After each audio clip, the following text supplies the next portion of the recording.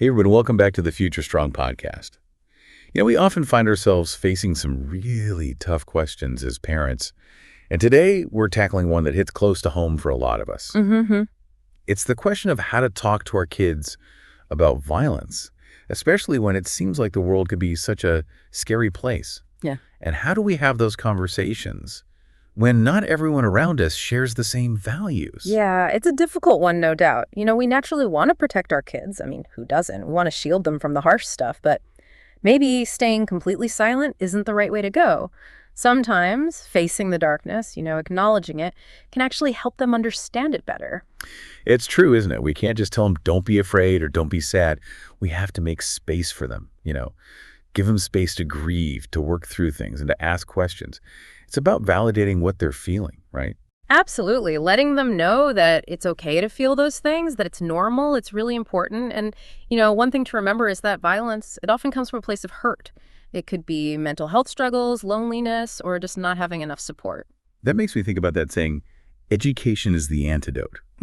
But how do we go about explaining these really complex issues to children in a way that they can actually understand, in a way that makes sense to them? Well, I think it starts with recognizing that both life and death have dignity.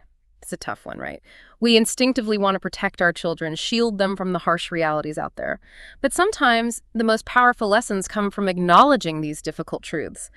We can talk about death, even though it's a really difficult topic. But at the same time, we need to focus on nurturing positive values like kindness, empathy, and love. Those are the foundations of a peaceful world, wouldn't you say? That's such a crucial point, I think. And it leads us back to that question of dealing with different viewpoints. It's not always about arguing or trying to change someone's mind, right? Yeah. It's more about setting an example ourselves, Mm-hmm. showing our kids what kindness, compassion, and understanding look like, even when we disagree with someone. Exactly. If you think about it, most of us, we truly value peace.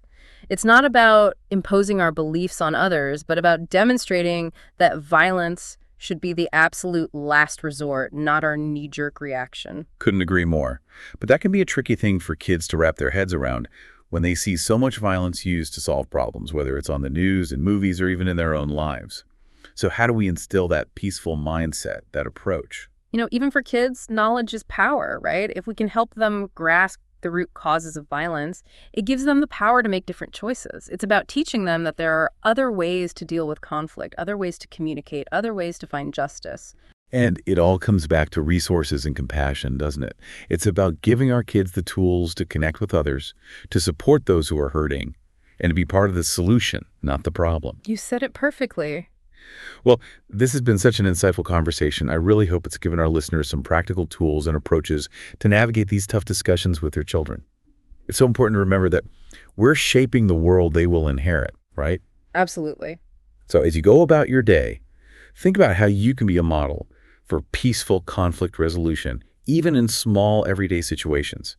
Even the smallest act of peace can create a ripple effect, building a more compassionate and understanding world for all of us. That's right. And that's it for today, folks. Thanks for joining us on the Future Strong podcast. Catch you next time. See you then. Bye-bye.